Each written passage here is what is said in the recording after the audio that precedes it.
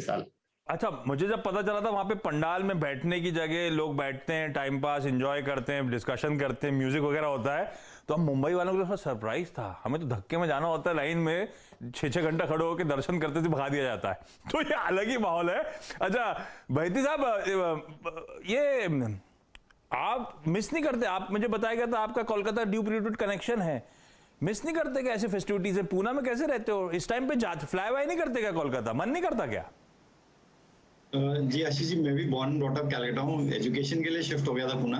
बहुत मिस करता हूँ, स्पेसिफिकली दुर्गा पूजा, एक बहुत बड़ा इवेंट, और मेरे ख्याल से मतलब वर्ल्ड के सबसे बड़े इवेंट्स में से आप, फेस्टिव इवेंट्स में से आप बोल सकते हो। वैसा माहौल रहता है वहाँ पर, तो इट्स वेरी वाइब्रेटिंग। और बीच में 1-2 बार गया था, बट होना जाना नहीं हो पाता है ना ना, ठीक भी है, मुश्किल हो जाता है हर बार टाइम निकाल पाना। पर हाँ, मिस तो बहुत ऑब्वियस है इस तरह की सेलिब्रेशन को सब मिस करते होंगे जो वहां से एसोसिएटेड हैं। इस वीकेंड मेरे भी एजेंडा में है, मेरे घर के पास एक बहुत फेमस पंडाल लगता है और उसका खाना वो हाईलाइट है वैसे बाय द वे। लेकिन आइडिया बेसिकली था कि ये सब ठीक है, सेलिब्रेशंस, अड्डा अड्डा में वो चैट उस फॉर्मेट में रखें, समझें सबका कोलकाता कनेक्शन क्या है, कैसा मूड फॉरवर्ड है कलकत्ता में। लेकिन आइडिया हमेशा तो यही रहता है, जो रजत दा से पहले मैंने सवाल उठा दिया था कि रजत दा मुझे किसी भी पंडाल में मिले, हाई हेलो करने के बाद मेरा मूल आइडिया तो बेसिकली यही रहता है रजत दा से जानने का। रजत दा आवाज कम आ रही है, रजत दा के पास एक्टर साहब आवाज बढ़ाइए, रजत दा के पास कम जा रही है। रजत दा, मैं कह रहा था कि आपसे कहीं मुलाकात हो रोड पे भी या अड्डा में, किसी पूजो और अड्डा में, तो भाई क्या हालचाल रजत दा आपके, कैसे हो, अच्छा लगता है आपको देख के सुन के, एंड में जाते जाते पूछूंगा तो मैं यही, रजत दा लेना क्या है, कोई टिप विप दे जाइए। तो आज जब पुजोर अड्डा की बात हो रही है तो सोचा था एक बढ़िया सी पिक, आप सबसे रिक्वेस्ट थी, सबको रिक्वेस्ट कर रखी है पहले से मैंने, कि एक एक बढ़िया आइडिया इस मार्केट के करेक्शन में, इन लोगों का कनेक्शन, इन लोग का कॉन्फिडेंस किस स्टॉक को लेकर बढ़ा हुआ है, क्या ये लोग ले रहे हैं, और हम और आपके लिए कुछ बेहतरीन आइडिया शो के एंड में मिल जाए। रजत दा, पहला स्टॉक कौन सा, टिप दे दीजिए प्लीज। मैंने कलकत्ता की कंपनी आईटीसी को चुनूंगा। आईटीसी मेरे ख्याल से ये करंट माहौल पे बहुत अच्छी प्रदर्शन दिखाया है, ऊपर की तरफ मूवमेंट भी दिया है, और मैं मानता हूं कि ये हो सकता है कि कोई करेक्शन में 320 से 300 के बीच में भी आ जाए, लेकिन वहाँ पे खरीदारी करना चाहिए। और ये ऊपर में एक बार 375 से 387 का टारगेट रखिए, उसके ऊपर में और चले तो 425 तक की उम्मीद कीजिए। हम इस नवरात्रि से आगे का नवरात्रि का बात कर रहा हूँ, उसी हॉराइजन पे।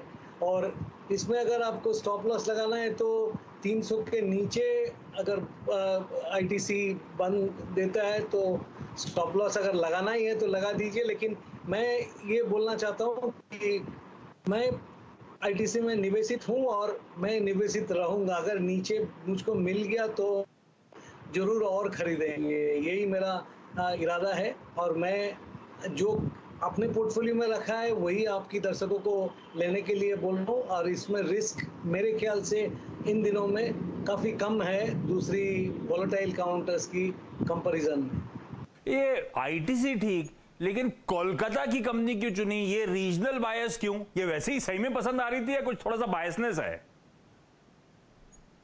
देखिए, कोई रीजनल बायस नहीं है आशीष। मैं आईटीसी 150 के लेवल से लेना चालू किया, 232 तक लिया है, अभी नीचे जाने से और लूंगा।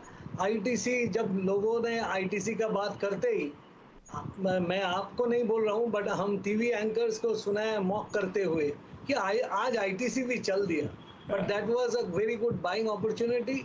और आईटीसी एक zero debt blue chip company है, almost zero debt blue chip company, cash reserve भी बहुत अच्छा है। सुदीप है यहाँ पे, वो तो आईटीसी को मेरे से और भी बेहतर जानते हैं।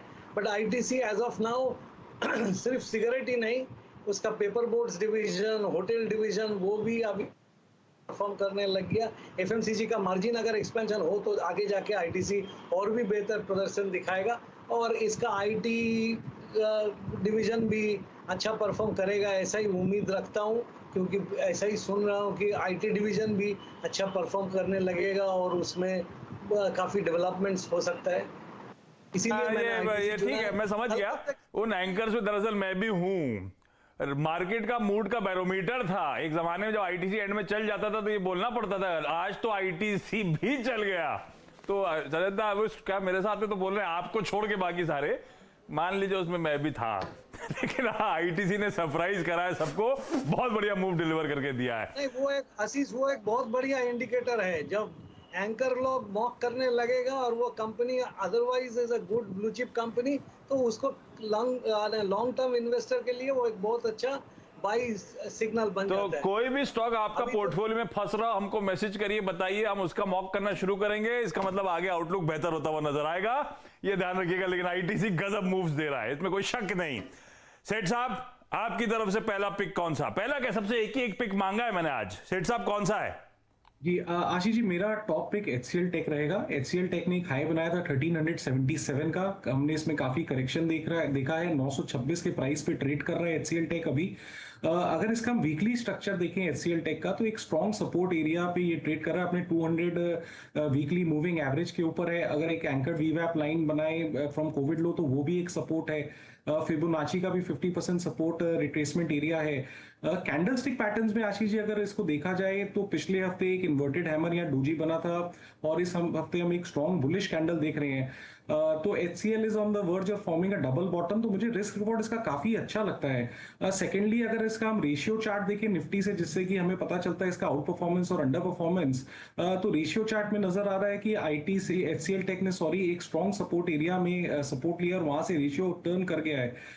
तो this indicates may be the selling is now over, और कुछ दिनों से हम देख रहे हैं IT स्टॉक्स आउट परफॉर्म भी कर रहे हैं, और एक ब्लू चिप काउंटर है और काफी एक अच्छे रिस्क रिवॉर्ड पॉइंट पे हमें मिल रहा है। तो मुझे लगता है काफी स्ट्रॉन्ग अपॉर्चुनिटी है HCL टेक में लॉन्ग बनाने की, तो इसमें निवेश करना चाहिए। करंटली इसका प्राइस 926 का है। मेरे टारगेट्स रहेंगे लगभग 3 से 4 महीने के 1020 और 1080, और स्टॉप लॉस हमें 860 से 870 के बीच में लगाना चाहिए। Okay, HCL technologies.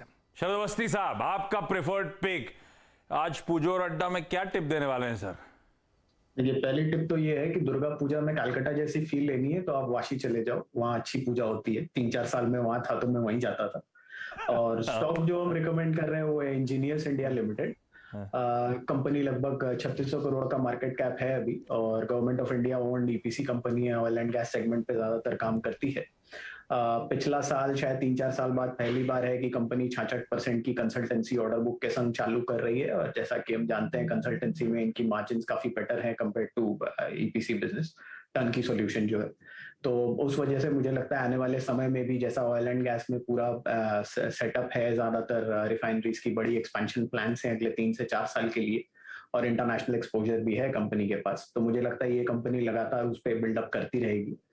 1300-1400 करोड़ रुपए कैश भी है, और 1100-1200 करोड़ रुपए की इन्वेस्टमेंट्स भी है नुमालीगढ़ रिफाइनरी में, जो कैपेसिटी 3 MMT से 9 MMT हो रही है, और इसके अलावा एक फर्टिलाइजर यूनिट में भी, जहां प्रॉफिटेबिलिटी में वापस आता है या कोई डिसइन्वेस्टमेंट होता है तो इनको फायदा होना चाहिए।